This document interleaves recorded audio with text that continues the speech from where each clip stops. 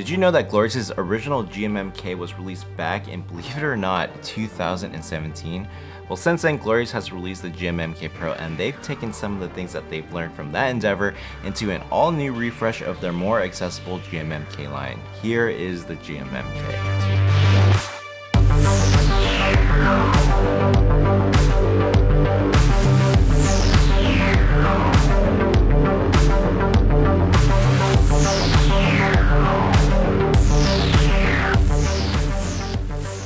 The GMMK2 will be released in two form factors, a 65% and a 96% variant, with both layouts priced the same in three different colors. The standard white, which is more of a silver, and black, along with the pink, which might seem a bit out of place at first, but makes a whole lot of sense when you think about all of the Razer Quartz or Atco Tokyo World Tour keyboards you've probably seen but never really noticed on social media and live streams. I have a feeling that this color is actually going to be a pretty big hit in those circles. Going with the 65 and 96, in my opinion, was a really good choice on Glorious's part. They both sit in a really good sweet spot. The 65 sits right between a 60% and 10 keyless, so you get that small footprint of the 60%, but still retain the arrow and nav keys from the 10 keyless, while the 96% gives people who need a numpad a form factor compact enough that doesn't interfere with mouse movements. The GMMK2 starts at $79.99 for barebone kits, which includes the GMMK2, a novelty keycap with Glorious's brand new logo, keycap, switch puller, and a braided USB-C cable, but doesn't include switches or keycaps, perfect if you know which direction you want to go with your build. This saves you a bit of money that can be spent towards caps and switches that you actually do want. However, if you're looking for something that works right out of the box, you can opt for the $120 version, which also includes double shot ABS keycaps and Glorious's new Fox linear switches, which for whatever reason won't be sold separately, and that's kind of a shame because I actually prefer these switches over the links, but more on that later in this review. The GMMK2 is built from two different materials, a really nice aluminum top frame that adds rigidity but also doubles as a plate, where other brands around or slightly under this price point generally have some form of steel or pot metal to save on costs. This top frame is then paired with a plastic base. We've seen somewhat similar variations of this on other brands like Keychron in the past, but I think the GMMK2 has the best implementation of this. Pairing aluminum with a plastic base saves on cost, but also it does have a side benefit of helping mellow out some of the pinginess that you would normally find in a full aluminum keyboard. To further improve the acoustics, the GMMK2 does come embedded with foam, and a good amount of it actually, which is great if you don't plan on doing this yourself. We'll take a closer look on this a bit later as well. At the top, we have a center mount USB-C port, which I'm a big fan of. Flanking both sides are LED cutouts similar to GMMK Pro in that they function as accent lights and as a caps lock indicator. At the bottom, we have a height adjustable feet that give slightly different typing angles depending on the layout that you go with. I personally prefer both the 65 and 96% flat at 7 and 6 degrees respectively. The first main feature I wanted to talk about, because it really sets the tone for the rest of this keyboard, are the 5-pin north-facing hot swap sockets. This configuration gives the best possible RGB brightness and contrast, and as I say this out loud, I already know people are gonna hit the comments and say, ugh, a keyboard in 2022 that doesn't have south-facing switches, that's garbage. And yeah, I get it, having more options for GMK support is always nice, but it's very clear that with the GMMK2 line, Glorious wants to continue targeting the gaming crowd rather than enthusiasts, since they already have the GMMK Pro to fill that void. This holds true with two supporting products, the clear housing Fox switches and the new Aurora keycaps, which are essentially pudding keycaps. Up until this point, Glorious had two lines of switches, the Glorious Pandas and the Lynx, both of which have opaque housings. Not exactly ideal if you want to emphasize RGB support, which, by the way, love it or hate it, is still a huge drawing factor.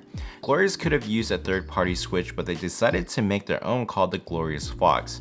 These are 45 gram with a 60 gram bottom mount linear switch with a transparent housing, and you can pretty much think of these as Glorious's version of Cherry Reds that has significantly less wobble, is smoother, and has a slightly heavier bottoming out weight, which feels quite nice due to the added resistance at the end of the stroke.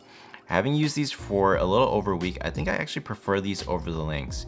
Even when compared to the super popular Gateron Yellows, aside from the spring weight difference, the wobble and sound are oddly similar even with the transparent housing.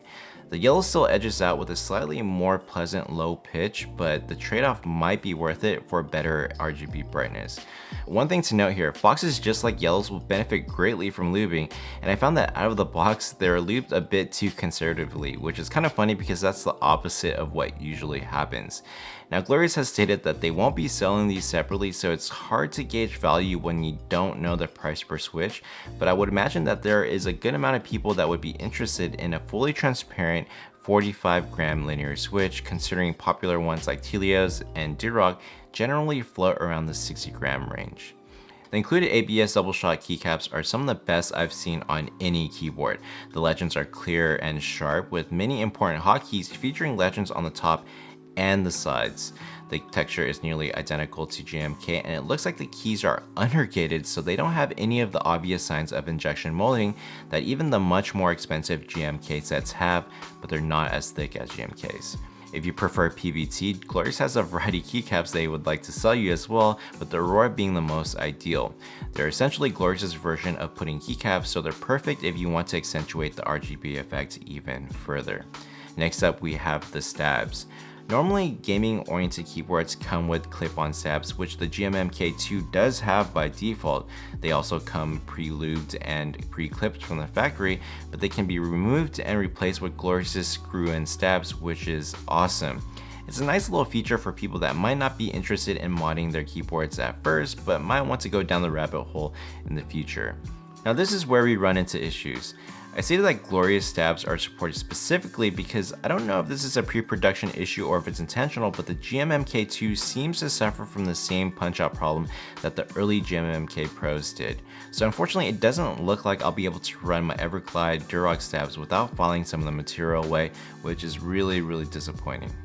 Taking the keyboard apart reveals that the keyboard has a form of PCB sandwich mount.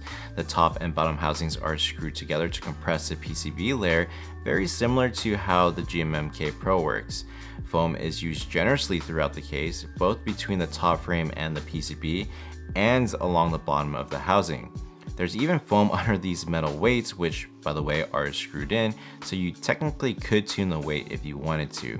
We also see that the USB connector is a separate replaceable PCB, which is fantastic. Next up, let's talk about the software. If you've used any recent Glorious product, you'll already be familiar with the core software, but if you haven't, you'll get used to it really quickly because the UI is very clean and intuitive. You can easily change key mappings, update firmware, adjust pull rate, change keyboard functions, and configure RGB settings with one single app, which is really convenient, especially if you own other Glorious products. If you don't care for any of that and prefer to go with QMK or VIA, you'll be happy to hear that those are supported as well, but I would recommend holding off on this for now unless you know exactly what you're doing, because as of the release of this video, I have not seen Glorious post a how-to article along with the default .bin to restore core functionality similar to what they've done for the GMMK Pro. So of all the good things we've seen on this keyboard, the well-insulated interior, the heavy bass, the vibrant RGB, the high-quality ABS keycaps, and open software support, there's only really two things that bother me on this keyboard. The first is third-party stab support, which I really hope this is a pre-production issue, because if it isn't, you would think that Glorious would have learned its lesson with the GMMK Pro, so it's really disappointing to see this problem pop up again. The second is a more subjective take on the design, in that I was hoping that Glorious would have kept a variation of a high profile case. It didn't have to match the GMMK Pro or anything like that, but I do prefer that look over exposed switches. Yeah, I get exposed switches, better RGB brightness, but still.